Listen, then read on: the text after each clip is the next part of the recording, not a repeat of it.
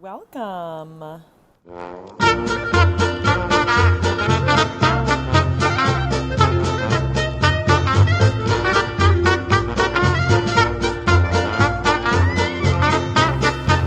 Testing. Whoop. Testing, testing. All right, that took like a bit of a second to get going. All right. Hello, and welcome to the Charlotte Trumba Show. My name is Charlotte, and this is my show. Thank you so much for joining me. It is episode, wait for it, 16.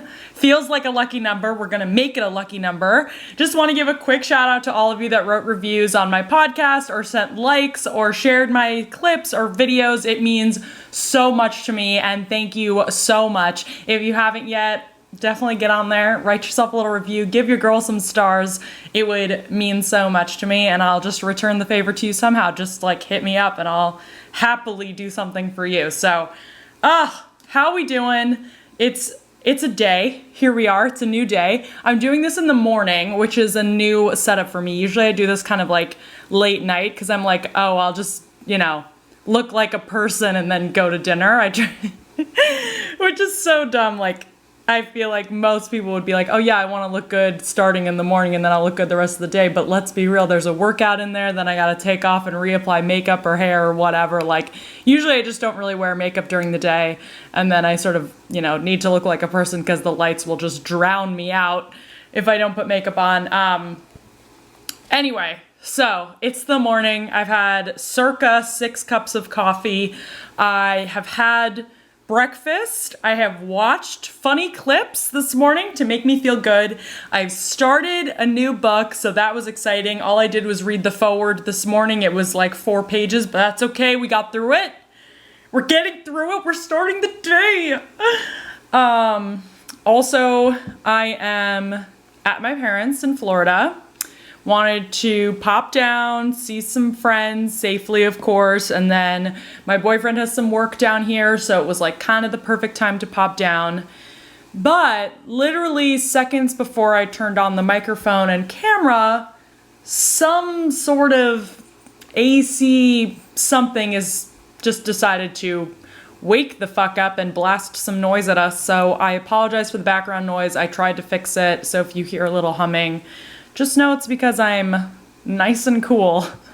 Keeping the house cool from this room, which we appreciate. So many things to think about, so many things to talk about. First of all, I don't know, I mentioned in a previous episode how my brother's getting married. Love them, Will and Magdalena. Shout out Will and Magdalena. And they've been dealing with the saga of wedding planning. I mean, they had a date in May 2021 from the get-go, from when they got engaged before COVID hit. Kept kind of holding on, oh, it'll be fine, it's so far away, oh, it's so far away, doesn't matter. Club was like, it's gonna be fine, it'll be fine. Literally a week ago, Club was like, JK, not gonna have it. Can't have it. So save the dates had already gone out. All the vendors had all been booked. Wedding was planned and ready to go. And surprise, with 2 months away, no venue. No venue for you. That was supposed to be like Soup Man. No venue for you. Shout out Seinfeld. Anyway, so they have been kicking it into gear to get it down, and they are all set now, hopefully. And now it's also just been like all of the other events that go with it. Like, I forgot how many freaking events go with weddings. Like, there's the bachelor and bachelorette, there are showers, there are engagement parties, there are wedding dress shopping events. I mean, like, it's just, like, a wedding is a lot of work. And I'm just showing up as a guest. Like, I'm in the bridal party, so yeah, I guess it's, slightly more. It's not like it's work, it's fun, it's just like a lot. It's just crazy if you think about it. Like, how did it get, I just am so curious about how each of these traditions started. Do you know what I mean? When did someone say like, oh, you have a wedding with gifts? Well, I'll show you wedding and I'll show you pre-wedding where more gifts are given to you, and we'll just call it a shower. We'll shower you with more gifts. And bachelorette parties have just completely evolved into their own thing, which I'm here for. Those are always fun. I'm freaking pumped. But that's what's happening here. Weather in Florida is sunny. Sunny, sunny, so beautiful. New York had been getting, warmer, but then it decided to snow yesterday or something. So, bye, deuces. Such is life. And yeah, that's it for Scoop. Oh, you might also notice I have some light pink tint in my hair because I was overdue for some radical change to make me feel something. It's so true though. It's like, literally, especially during COVID, we're all just searching for that one thing to give you a jolt of feeling. I'm still alive. Give me something. Legit, Lon was worried that like something was wrong. He's like, between all the changes lately, like, are you okay? Yeah, bitch, I'm just fucking crazy. I literally impulse dyed. Well, okay, it wasn't fully impulse, but I've been wanting to dye my hair a color, right? Like I added a little bit light violet before, but that was like washed out after one use.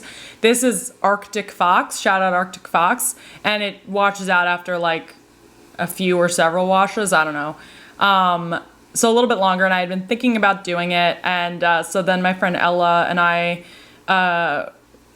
went to a boxing class with Sid, and then got dinner after, and then we were gonna go back for like a drink before going out again, and then we were like, actually, let's just dye my hair pink. And so we proceeded to dye my hair pink on a Friday or Saturday night after several drinks. Oh wow, the background noise decided to shut the fuck off. Thank you. So dyed my hair late night on a Friday, and it was magical, let me tell you. I felt like a freaking teenager again. Have at me. Couple of drinks in me. We didn't have plastic cups. We put some baggies on our hands. We're just looking for anything to feel alive, And just slathered that pink hair dye on my head like it was a science experiment. Freaking loved it. But the best part is that they recommend putting some Vaseline or something on your scalp so that you don't dye your skin pink along with your hair. So really, I think the best part of all of this was that my scalp was so greasy for like days after.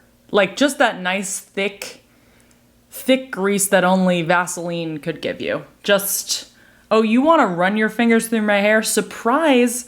You're going to stop just a quarter of an inch in. And you're going to be stuck there and you're going to be like, what is this texture I feel? And I'll tell you, that's Vaseline in my hair. And there's a lot more where that came from. Baby. Oh, Vaseline? Oh, you want some Vaseline? Do you feel like Vaseline could be used for pretty much anything? I mean, I've used it now for hair dyeing purposes. I slather it on my lips, under my nose, on my eyelids. Shout out eczema. Also love to put it on my hands when they're extra dry. Shout out COVID and all of the hand sanitizer I use. Feel like you could put it anywhere you have dry skin and anywhere you need like that extra protective layer. Vaseline. Shout out Vaseline. Man, Vaseline really needs some new PR though. I feel like nobody ever seems cool using Vaseline. Vaseline? Vaseline. Vaseline? Vaseline. Vaseline. But really though, I just still, when I think of Vaseline, think of like the nurse's office at my elementary school. And it was like definitely the same jar that had been there for 20 years. And there was barely a dent in it. Or there was like a hole in the middle. Like it was hollow in the middle and then there was still just like a ton on the sides. just making your way down through the Vaseline jar on your desk in the office. Da-na-na-na-na-na, da-na-na-na-na-na-na, 'cause I need you, ba-na-na-na-na-na, and I miss you. And now I wonder if it could last. Okay, anyway. Okay, yesterday was St. Patrick's Day. Didn't go to a parade. Were there any parades? Like, the only thing semi-St. Patrick's Day related I saw was, like, a few nods to drinking games and how good Guinness is in Ireland. You know, the people that are like, I mean, having a Guinness in Ireland ruined Guinnesses for me because they taste so much better in Ireland. Ask me how I studied abroad in Ireland. Because the Guinnesses, oh my God, you guys. You've never had a Guinness until you've had a Guinness in Ireland. Wow, what, can you imagine knowing somebody like that? It has probably been me that said that. I studied in London for a semester, and I feel like any chance I get, like if I order a cider, I'll be like, oh my God, but Magners on tap? Until you've had Magners on tap in London. When I was in London, every day I'd get a Magners on tap, and they just serve it in a glass with ice to you. Like, chill, Char. No one asked. Ask me about how I studied in London and drank Magners. I'll tell you. I also wanted to talk about cat psychics. No, I have not gotten a cat psychic for Coco yet, but don't tempt me because I'm thinking about it. I saw on Instagram, I don't know what account I follow. I mean, this just goes to show how much my feed algorithm has been altered by my consistent consumption of cat videos. Anything cat related. I'm in. And I was watching I think it was a series of stories, so I must now like have fully committed to this cat account on Instagram, not even TikTok. And she was talking about her experience of working with a cat psychic. Somebody had gifted a session to her and talking about like different things about her cat likes or doesn't like that she didn't know about, or how the cat wants more privacy in the litter box. I was like, yes, every cat wants privacy in their litter box. Every cat is like, don't look at me poop. It's only dogs that are like, yes, look, I'm pooping, watch me. Cats are like, I'm gonna go into a private corner like a sophisticated being. I don't want you a part of this. Dogs are like, literally my dog growing up, Morgan, I swear to God, every walk we'd go on, and I love dogs, I loved Morgan, every walk we'd go on, would not go the entire time. As soon as a car would come by, Morgan would find the street light, find a spotlight, wait till exactly the car was pointing the lights at her, and she would go. She'd be like, it's my time. My stage has been lit. This is my spotlight. I am pooping now. And she'd look at the car and then look at us and just be like, I'm doing it. We're like, oh my God. And then if it was my brother and I walking her, it'd be like, oh, fuck, now everybody's gonna know we purposely didn't bring a bag because we didn't want to pick up the poop. Just kidding, we always picked up her poop. Anyway, okay, so the cat psychic thing, and then I was just thinking about, like, what if, okay, one, how are you getting the messages from the cat? Because they don't speak a human language. I guess you just get feelings and then you translate it. What if you're like mistranslating? I have so many questions and I'm so curious. I'm not knocking it. I'm sure there's a way you can like tap into the energy or something, but it's just like, I just want to be like, what is the cat gonna tell you that you have not figured out? Unless you just do not know your pet at all. I guess I would maybe want to know like more about Coco's origin story, like where she was born and stuff. I'd probably want to know that. Because she clearly, like, the shelter told me that she was found outside with 2 other cats that were like feral, but she clearly was like affectionate towards humans. And the way she acts leads me to believe that she's lived with humans before. I mean, because she was only with the foster for like a week or 2, or 2 weeks or 3 weeks or something. So not like, and she's 5. So I just feel like by now, like, she clearly has behavior in here where she's like lived with somebody. So I'm just curious. Those are my thoughts on cat psychics. And I wanted to talk about this. So Crystalia came out with, I don't know if any of you have been following the Crystalia situation. I used to love Crystalia's comedy. He was like kind of weird and goofy, but I remember like senior year of college loving that video where he imitates drunk girls at a party and drunk guys at a party. Thought it was so funny. Fast forward to this past year, springtime of 2020 maybe, stories start coming out on Twitter of girls, well now women, but they were like teenagers, of them having inappropriate, of Dalia like messaging them inappropriate DMs and asking them to meet up and saying it was like a party, but it was really just his apartment, or like doing, just like whipping his penis out, like stuff like that, like creepy stuff. And more stuff keeps coming out. And it's like one of those things where you're like, at first you're like, okay, is it just people who had like bad experiences with him? And then it just like becomes clearer that he had a type and his type was like barely legal. And he was like hitting on them. And I have not seen anything that said like full sexual assault, but definitely like grooming and very inappropriate / manipulative behavior. Most recently, he released a statement that was like an apology video.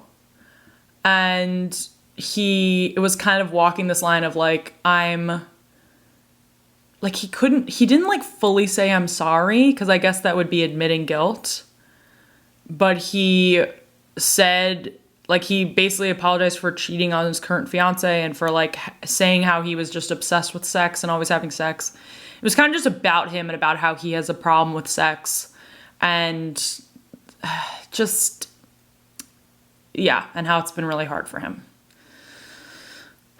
So there was that. And then last week, he released another episode of his podcast that's also a video on YouTube. And it was essentially like back to his regularly scheduled programming. And he talked a lot about how he lost a lot of friends. And then he also just keeps mentioning his kid. Like, oh, I have the baby, oh, this, like, talking about being a dad, which is clearly, like, PR or his lawyer being like, you know, work on your character here.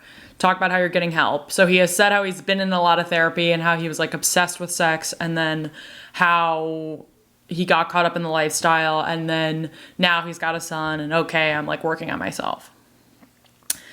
Then, most recently, a lawsuit, I think it's a lawsuit. One victim is charging him with child pornography because she was 16. Imagine being 16.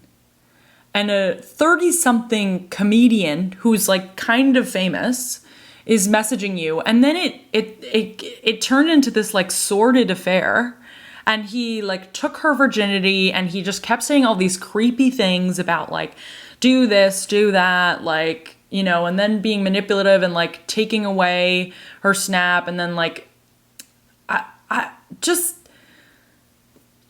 creepy stuff that was like definitely taking advantage of her and like fucking with her. And she was 16.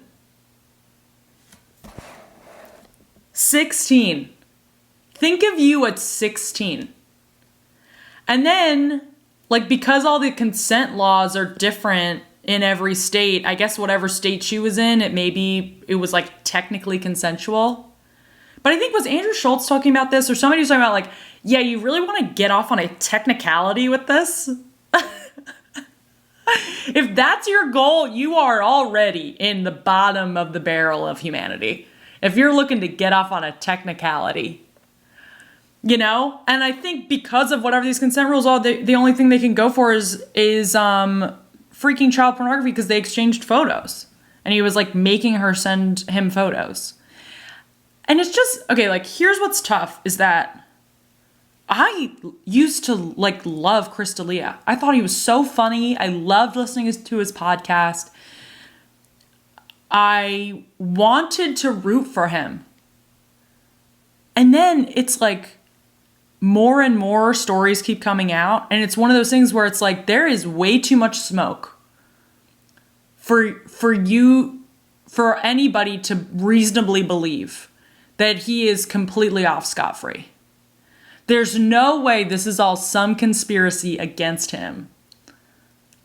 There's way too much. Way too much going on.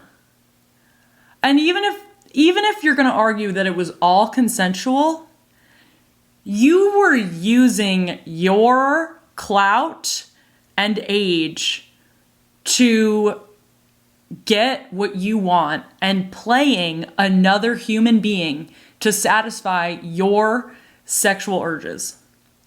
And that in itself is wrong. So while you may not have broken any rules, you should have had some moral compass that was like, this is not okay. You should have had some part of you that was like, this is kind of icky. And I don't know if this makes it better or worse, but he was stone cold sober in every situation because he doesn't drink.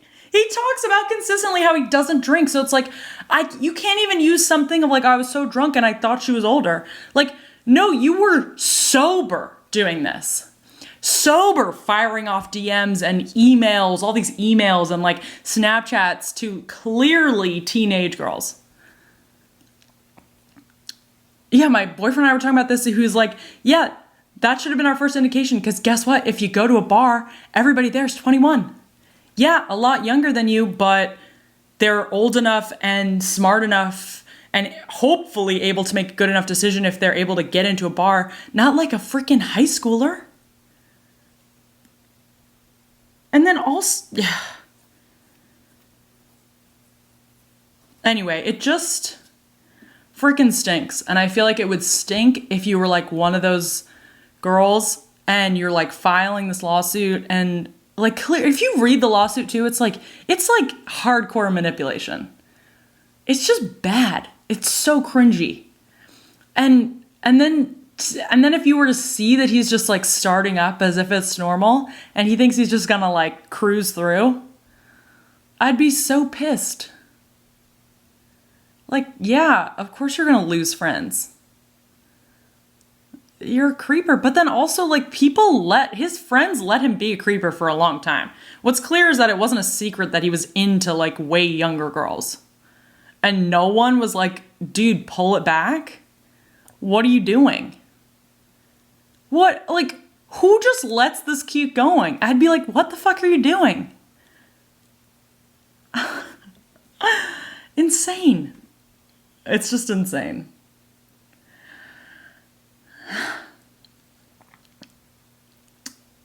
Anyway,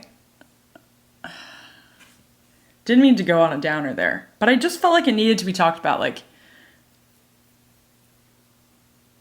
look, great for him that he's getting therapy and stuff, but he needs to send an apology to like every person he fucked. Literally or figuratively. Get after it.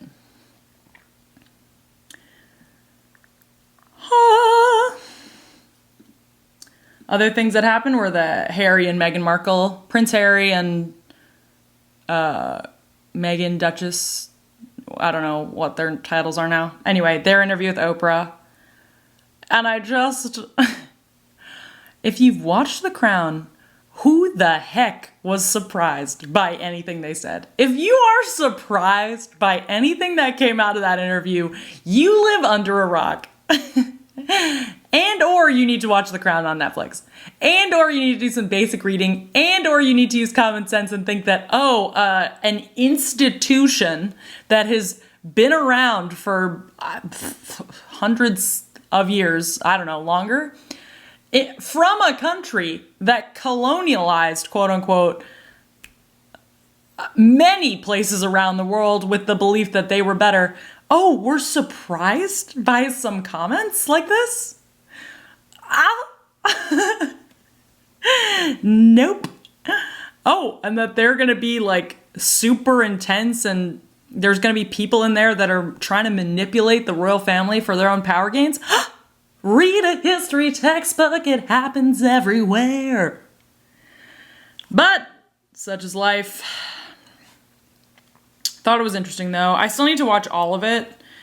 I watched like a lot of clips from it.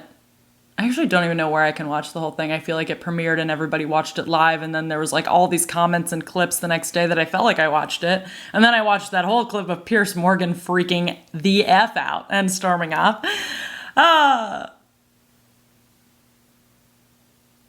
Yeah. I mean, kudos to the monarchy that they can still get people this riled up. The UK loves their monarchy. The royal family, they are gonna fight and have discussions about it till the cows come home. Till the troops come home from whatever they're doing. I'm just kidding. It's just because that was like a bad joke because, anyway. All right, let's do Wreck of the Week. Wreck of the Week! Ted Lasso. If you haven't watched Ted Lasso on Apple TV, what the heck are you doing? This is the funniest, smartest comedy that's feel good, that's hopeful, that's not snarky, that is just so good. It's so good. You can't help but root for everybody in it. And if you want to feel better about the UK, because maybe you were feeling a little sad after that whole Harry Meghan interview, watch Ted Lasso. You'll feel better. You'll be like, yes, I do love them. I love the Brits. And I love Ted Lasso, and I love Jason Sudeikis. I love everybody in this show, everybody that created the show. I love the writing in the show. I love the acting in the show. I love the premise of the show. I need you to watch this show. I need you to watch Ted Lasso. So good. All right, it's time for advice. Okay, let's just do one question today because we're tight on time. We're gonna do a question from Annie T. Can you share some of the best ways to cope with a breakup? Yes. It's not easy going through a breakup, but my advice would be, if you're broken up, you're broken up. First of all, cut the cord. No texting, no calling, delete the number if you have to. No contact. You're done. You're broken up. Bye. You need to now work on getting over it and focusing on yourself. Next, you're going to take some time to cry, to wallow, do whatever you need to do. You need to make sure if you're feeling the feelings, you feel them. Especially at the beginning, because you don't want to ignore them and then they come back way later and it's like, I got to do it delayed. No. Take them, feel them. They might come at weird times. You might be fine at first and then like in a few days it hits you or something. That's fine. When you feel them, wallow, do what you need to do.